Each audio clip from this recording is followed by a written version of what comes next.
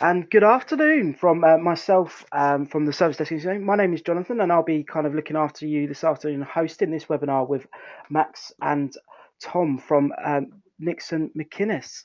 Um, what I'd like to say before we start is just give you a kind of a brief introduction to Max and to also into Tom.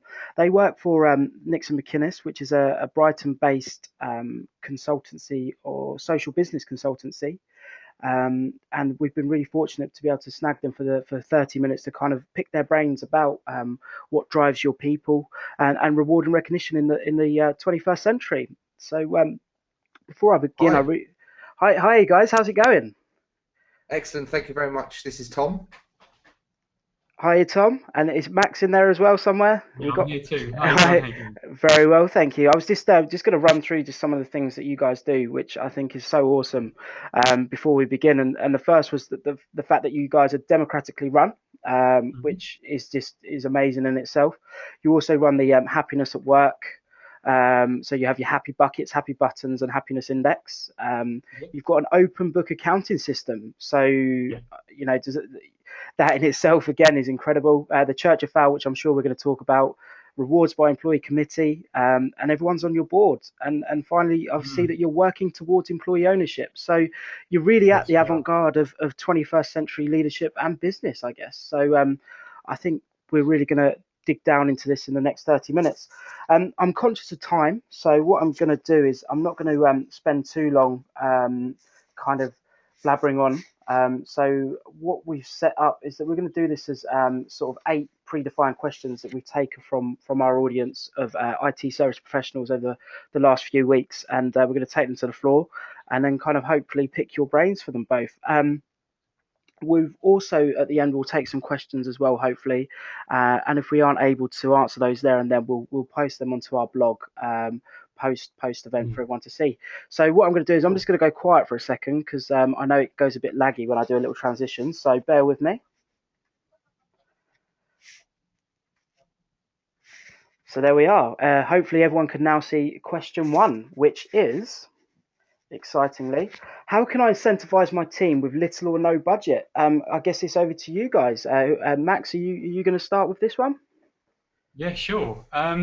So I think this is an interesting question because implied in it is that um, in order to incentivize people, there must be some tangible reward, like I don't know, bonuses or bottles of wine or a shiny carriage clock or something. I don't know. But eh, there's some really interesting thinking being done about what motivates people.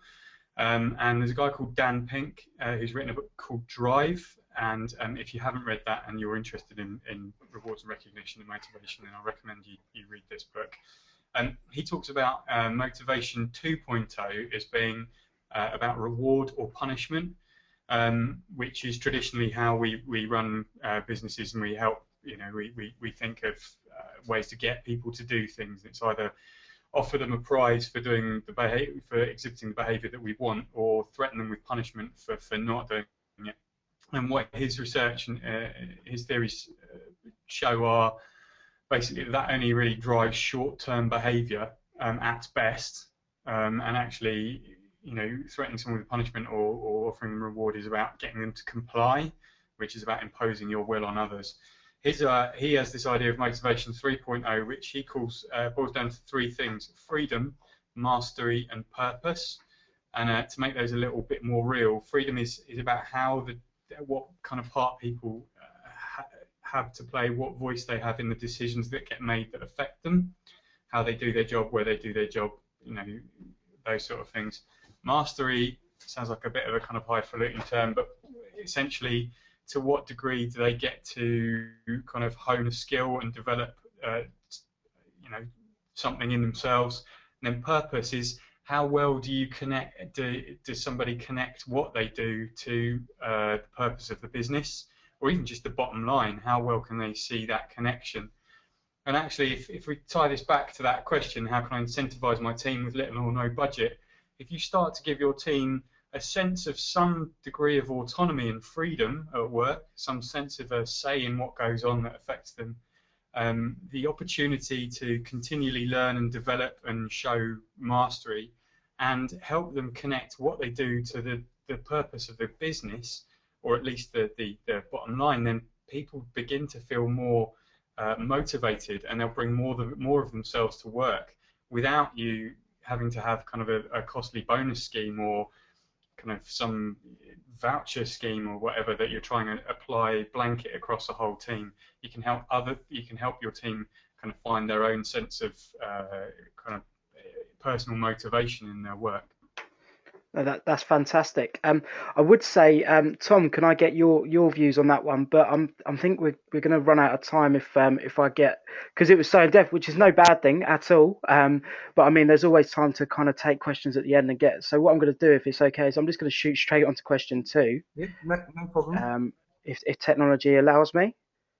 And you should all be able to see question 2 now, which is how should I manage cultural differences when offering rewards? I don't know who wants to take that question.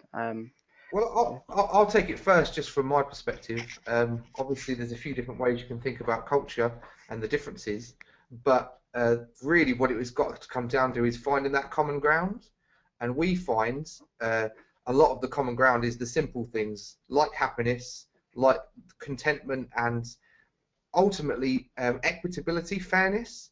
Because irrespective of what environment you come from, whether you're used to a corporate environment or an agency, you're from a certain country or a different country, those things are universal, and that's always worked really well for the way that we run our business and have worked with our clients. I think Max might agree with that, I'm not sure. Yeah, no, definitely, and I think those are kind of universal human needs, a sense of contentment or fulfillment, kind of happiness, and a sense that things are fair. And the only thing I'd add to that is if you engage your team and allow them some sort of say in what rewards they get, then you're going to find those rewards are far more effective, essentially, and you take some of the worry about managing cultural differences, because you're not trying to impose a blanket one-size-fits-all approach to potentially hundreds or thousands of people. And I suppose this kind of comes into the way I would have answered the first point, is that there is other ways to reward that aren't just about money, that does relate to things that depends what people want. Different cultures mean people have different requirements. In my experience in places I've worked in the past, it might be extra development time to work on personal projects, secondments to different parts of the organisation, training, conferences, those kind of things. People's expectations are different, so if you can harness those differences and expectations, you can make people happy in their own way, which is the important thing. Absolutely. So it's about listening, and I guess it's about getting down to the grassroots of your people and asking, which I think more often than not can just be forgotten, how much you can get from communicating with your teams. So just on that note, I'm going to whiz over to question 3. Let's hope my transitions work again. So up there now, you should see.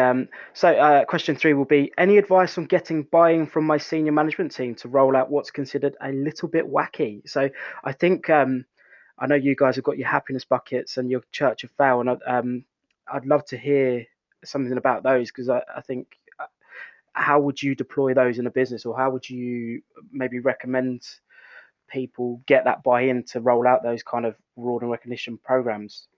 Do you know what? I will talk about those in just a moment, but I want to take it a level up from that, because I think if you start by pitching something that is very different and does sound, in the words used here, wacky, like but happiness buckets, that's quite an unusual thing to say. If you pitch that to a senior management team, of course they're gonna give you some very funny looks at best.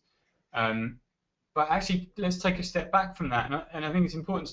Research shows that this is about the bottom line, and sickness, absence and presenteeism, which is being at work and not actually doing anything useful, as well as staff turnover, cost businesses in the UK £26 billion a year. And stress-related sickness is apparently the main source of absence at work. So this idea of finding better ways of rewarding and motivating people is not about, kind of some soft hippie lefty kind of agenda. This is about saving the company money. It's about creating effective, productive companies that kind of hang together well and perform perform sorry, that really perform. But there are lots of ways of doing this. And Jonathan, you mentioned the happiness buckets and the Church of Fail and stuff. So I want to kind of feed people's curiosity. At Nixon McInnes, we decided that instead of just reporting on our revenue, profit, and client satisfaction, actually it was our team that are the people that deliver all of that. And this relates back to the idea of the kind of, the company's bottom line, really. Without the team being happy and engaged and fulfilled, then our clients won't be happy, we don't earn any money, the company falls apart, basically. So we wanted to measure happiness, and we've got a very rudimentary system set up, which was a kind of a happy bucket and an unhappy bucket. We've introduced a kind of a middle ground bucket, which I don't particularly like, but hey, never mind. I like things to be binary. And that allows us to report every month kind of team happiness against, as well as profit and client satisfaction, and that's proved, a helpful addition. And then you also mentioned the Church of Fail. Church of Fail is basically just the shortest backstory. One of our team members, our head of operations, he also does improv comedy, and he borrowed some ideas from improv to create a forum within which people can share the stuff that's gone wrong, share their mistakes, be really open about it, say what they learnt and what they might do differently. And the reason we call it the Church of Fail is we set it up a bit like a church. There's someone stands at the front, on a pulpit, everyone else is in rows, and once you've shared your fail, you can't get down until everybody stopped whooping and hollering. And there's some kind of psychology in there about kind of accepting praise for making mistakes. But essentially, what we're trying to do is embed a culture of learning, not a culture of covering up when things go wrong, because everybody makes mistakes, and the most dangerous cultures are those when everybody's afraid to admit they make mistakes. Because apart from anything else, the money and time that the business has invested in the people who make those mistakes is not recouped because they're not sharing what they've learned. And at worst, you've got just people walking around afraid of stepping out of line, which is a very dangerous and an unhealthy culture to have at work. No, absolutely. I think by the sounds of it, it's about fundamentally getting to the bottom line and the return on the investment. And I personally didn't even realise how much kind of money was lost due to sickness and due to, as you say, people being at work, being present, but not actually working. And I think that in itself is cause enough to get outside your comfort zone with your reward and recognition program and making it. I think that's sorry, Tom. I understand that as you know, I'm a huge evangelist for the happy buckets, but I understand you've done some work digitizing those. Have you got a moment just to tell us about that, or? Yeah, so what we were finding, because we're a relatively small organisation, the amount of data that we could collect, it was getting a bit skewed. Balls would fall out of buckets. We weren't really gathering enough when the office was kind of empty. So we just decided to make it a digital thing, and this ties into it's basically I'm a member of a hack space, and a hack space it's basically like amateur electronics and laser cutting and all manner as part of the maker movement. So we just built it. We just wanted to do something that took the core of our approach about happiness and just take it to a different level. And that kind of feeds into a point that I wanted to make, that sometimes it is very challenging to prove these ideas at a large rollout, let's say 10,000 people, to put it in front of them. But sometimes you just have to, what we say, just flip and do it. Just take that small idea and implement it in a small way and test it. And it's those test results, in the same way that happiness data is valuable, the results of the thing that you're making is what allows people in positions of decision making to say, yes, we'll make that happen, because it goes from being wacky to being proven. And that's the kind of the process that we do: iterate small, let it prove itself, and then iterate, and then actually implement big. Fantastic. I'm going to move us on now to question 4. So bear with me again. hopefully now you can all see question number 4, which is, do you have any advice on how I can incentivize my team in a public services environment? I think this is very much, again, about the budget side of things. But I think in public services especially, there's a lot more maybe bureaucracy that gets in the way of things. There's a lot more hoops to kind of jump through. So I think anything around kind of how do you get things through, even just the smallest of things, in such Well, a fierce environment? so I'll repeat somewhat my initial point is that rewards isn't just about money. Yeah. So it's a combination of the kind of the softer stuff that we've been talking about happiness, contentment, people feeling equal, but equally there are things that people want. As we mentioned earlier, we do our rewards by committee. The people in the organisation are the ones that decide who gets paid what. And sometimes it comes down to, if you want to be fair, there just isn't the money for everyone to get what they want. And in that situation, we think differently about what reward is. Maybe more holiday, maybe more training opportunities, maybe more time away from the piece of work that you don't want to do and more on a piece of work that you do want to do. And those are the things that they still have implications on cost, but it's not about budget, it's not about the external, it's about the internal. You can shift the cost basically, and you can actually reduce the cost. We talking about on salaries you're paying, paying national insurance, amongst other costs in terms of implementing it, but giving somebody an extra day's holiday, for example, especially if you've asked them and they said, what I really value is time with my family. Then that actually might be a much lower cost to the business of the organisation. I'd say the other thing is sometimes it's not, if you're talking about incentivising and motivation, I know we've touched on this before, but sometimes it's not even about the benefits, it's just about how somebody experiences their work environment. By treating people with more respect, by working on the way that we communicate, by showing recognition for a good job done in a way that helps people feel valued, it can be equally, if not more effective than some complicated, costly incentivization scheme. Yeah, no, absolutely. I mean, it sounds like it's just about thinking differently, almost about just getting outside of this idea that money is your sole kind of tool for reward and recognition. And I think you're right, it can go so much further than that. I imagine in a lot of public services there's great opportunity for training, and I think it's just a case of maybe leveraging that. And that sounds like repositioning training, something that might be seen as stale and boring, and repositioning it as a benefit, because fundamentally we're all here to grow and develop, and kind of improve upon ourselves and develop our skill sets. So I think it's almost like it needs a little bit of TLC on the side of what you've already got, and just kind of rehashing it and actually showing people that there's value in those things as well. So I think that's really interesting. And I think it comes back to, again, this idea that it's not always going to be about money. And as soon as people can kind of understand that, I think that's where you're going to have your real success. I'm going to move us swiftly on to question number 5, which is, this is probably a bit of a sweeping statement, but in your experience, what has been your most effective means of recognition? I mean, this can be something you've done internally, okay, something that you've done for one of your clients, or is there something that you've done, like a golden nugget, that you think is the one that you really kind of want to be looking to deploy? I'm gonna, if it's all right with Tom, I'm just going to give you a quick bit of insight from my perspective, and it's not going to be, possibly won't be the answer that anybody wants or would expect, but in my role, I work with, as well as our clients, I work very closely with our team to make sure that all of their needs are being met, so that they can meet the needs of our clients.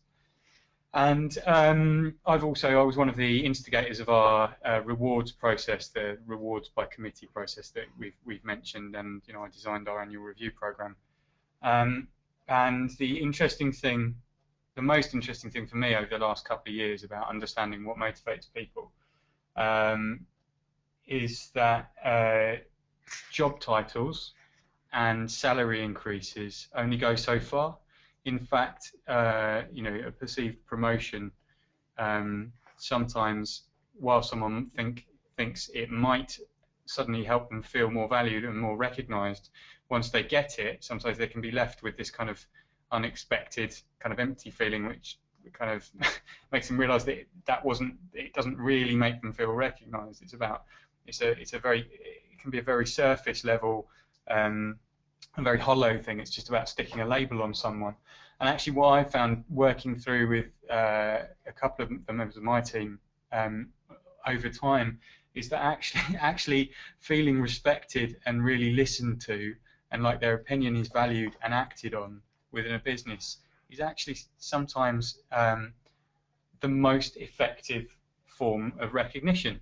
Mm-hmm. People are very used to not being listened to, not having their opinion valued, and certainly not seeing any impact of what they say on the way that a company is run, or how their job is structured, or what goes on in their team. And the effect of seeing the impact of their own freedom and agency, as it were, is incredibly powerful. So I'd say bigger salaries and important job titles do help in some way, but actually, if you're in an environment where people don't necessarily feel a sense of freedom, autonomy, or any sense of kind of values beyond just a person doing a job, a kind of a work unit, then the most important and most effective form of recognition is listening and acting on what they say. Absolutely. I mean, I guess it all comes back to the fact that we're human, and we're emotional creatures. And like I love the phrase you use, work unit. I think it's almost a Victorian, it's an archaic idea, isn't it, about people? They kind of go to work, they do their 9 to 5, and they're almost disposable. But I think now people's skill sets and people's emotions come a lot more into what they do, and it's very much what I imagine what Nixon McInnes is all about. Is about creating meaningful work, and I think a lot can be learned from that about giving people that autonomy, giving people that accountability, and giving people, making them a sense of worth. Really, that what they're doing is meaningful. Is kind of what I got from that. Yeah, definitely. And I'd just say this one thing. Like we talked about, one of the questions mentions kind of wacky, and when we do talk about some of the ways that we think about how you run a business, it is very different to some traditional thinking. But when you consider that most of us will spend a third of our life at work, the idea that we shouldn't feel recognised and valued and at least satisfied, at best kind of happy or fulfilled at work, it's just mad. It sounds bonkers, especially when it doesn't have to cost money. Absolutely. I think it's those cold hard statistics that we've got today as well. The idea that just the sheer volume of money that's kind of wasted, and these. I think when you start to look at it with a little bit of science, reward and recognition becomes less about an art and more of a science, and kind of understanding. Again, it's understanding your people, isn't it? I'm going to move on to question number 6 just quickly, which I think you might have answered, but I'm going to do it anyway. In your experience, is there anything that's been ineffective? I think we might have covered it really. Well, we can kind of sum up in a way. There's a couple of words. One is short term, as Max said there. Any of us have had raises that you feel great because you've got another $5,000, and then you get to the point where it's like, oh well, actually I want another $5,000. So things have to be long term. They need to be personalised. So you can't just say that in an organisation of 5,000 people that people are going to be recognised the same. It's the easy way, but the hard way, which would be to involve people in the process, find out what, as a group or as individuals, they want, and then feed that back into how people are recognised. It's so important. It can't be identified by management and then the people that are rewarded just get a surprise. It's like, oh, so that's what I'm being rewarded for. So as you say, that does relate to how Max put it. Um, Largely throwing money at a problem never really solved anything. No, absolutely. I'm conscious of time, so I'm going to move us again swiftly on to number 7. And I think you guys, by the sounds of it, are huge advocates of this and have done this. So I'm going to say, should we give our teams the chance to help design, create our reward and recognition program?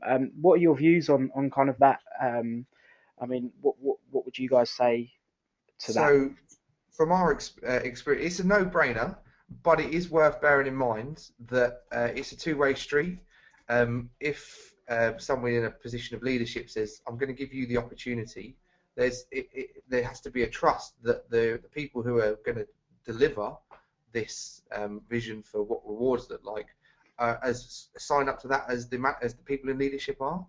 And that comes down to another thing, is that it's about trust. It's not about saying, you guys are not capable of running a company, so we're going to make all the decisions for you.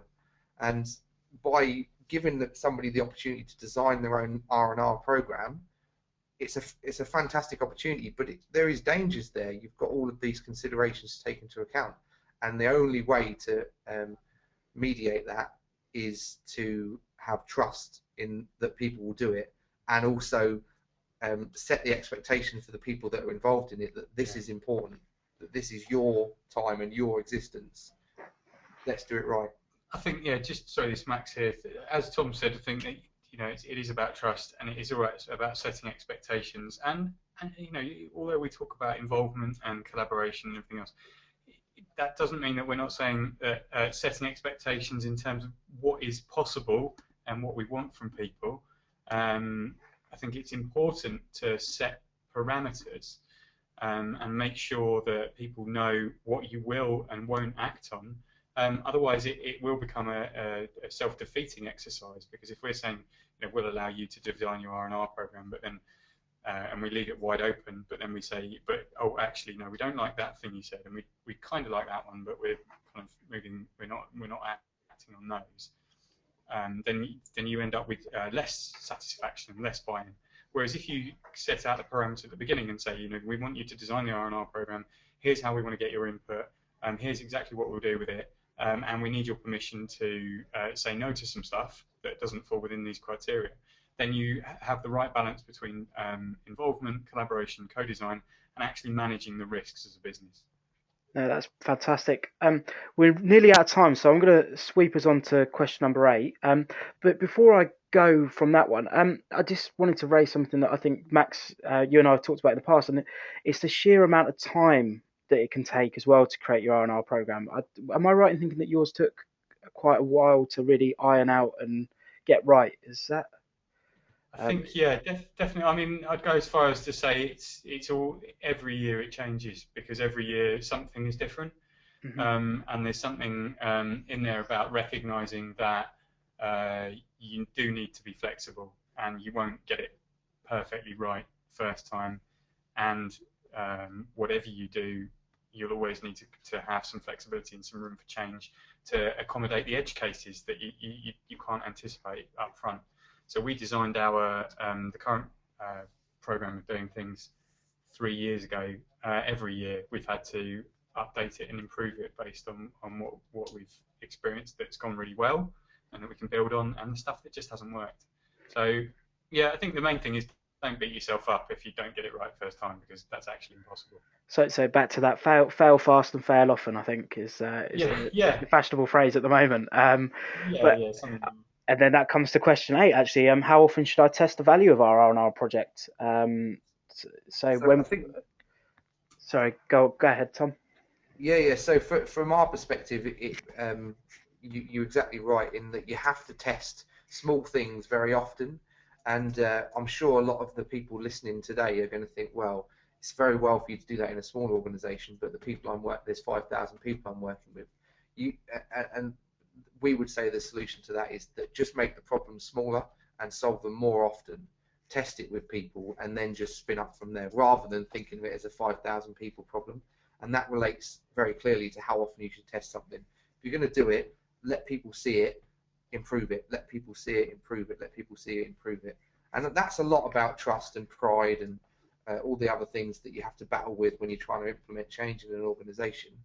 But the key thing is once you start that iterative cycle, it runs away with itself, and great things can happen.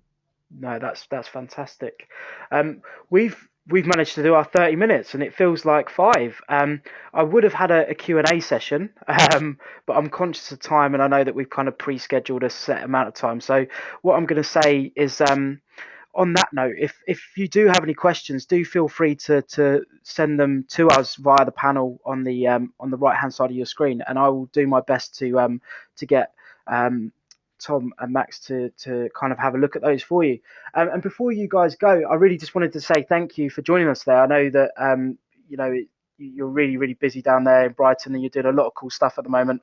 And I also just wanted to mention that you guys have got your meaning conference coming up in Brighton on the 8th of November. That's right, isn't it? And you can get the full details on that are over at 2013.meaningconference.co.uk. I don't know, Tom or Max, do you want to just give a quick 30-second roundup of what that's going to involve? Because I mean, I'm hoping to grab my tickets this afternoon, so I'm definitely going to try and get there, because I've seen the agenda. It looks amazing, so I'd love for you guys to just share what it's going to be for you guys. Yeah, definitely. So Meaning is a conference. This is our second annual Meaning conference, and really kind of at a very high level, this is about how business can be better in the 21st century. And we've got a really broad range of speakers, from Umair Haque, who's a kind of really interesting kind of rogue economist, talks about kind of different ways of building society. Rick Falkvinger, I can never say his name properly, he's the founder of the Swedish Pirate Party, talking about doing politics differently. We've got a guy who's the director of the cooperative Mondragon, a €4 billion cooperative business from Spain, and a load of other people, including James Watt, who's the co-founder of a craft beer company called Brewdog, who's really challenging kind of the established big chain multinational drinks companies and establishing kind of different ways of doing business. We had amazing feedback last year. People are really excited about it. You can get, as John said, the web address is 2013.meaningconference.co.uk, and tickets you can buy tickets online. The other thing I wanted to say is this year we're doing a load of workshops the day before, so on the 7th of November, and one that I thought would be interesting to people listening in on this is we've got a guy called Alex Kilf, who's the Chief Happiness Officer for a business called Woohoo, and he's a global expert on happiness at work, and he's worked with IBM, Lego, Shell, and a number of other massive sort of multinationals. And he'll be helping participants understand what is happiness at work, how does it tie to productivity and your bottom line, and how to build happier work environments. And tickets for his workshop on the 7th include entry to Meaning Conference on the 8th. So again, you can find those by clicking on workshops at the website 2013.meaningconference.co.uk, and we'd love to see some of you guys along. That's no, my pleasure. You guys have been amazing. Just for everyone that's listening today, we'll get this webinar recording out to you, and what we'll do is any questions that we've had, we'll hopefully get those onto the blog as well. And in that email, I'll also shoot out some information from Tom and Max as well, with some of their blog posts, and look out for some of their posts on our blog in the future. So thanks again, guys, and thank you to our audience, and hopefully we'll see you again soon. Cheers, guys. Thank you. Appreciate the opportunity, John. Yeah, we really appreciate it. Thanks for everyone for listening. Take care. Thanks. Bye bye.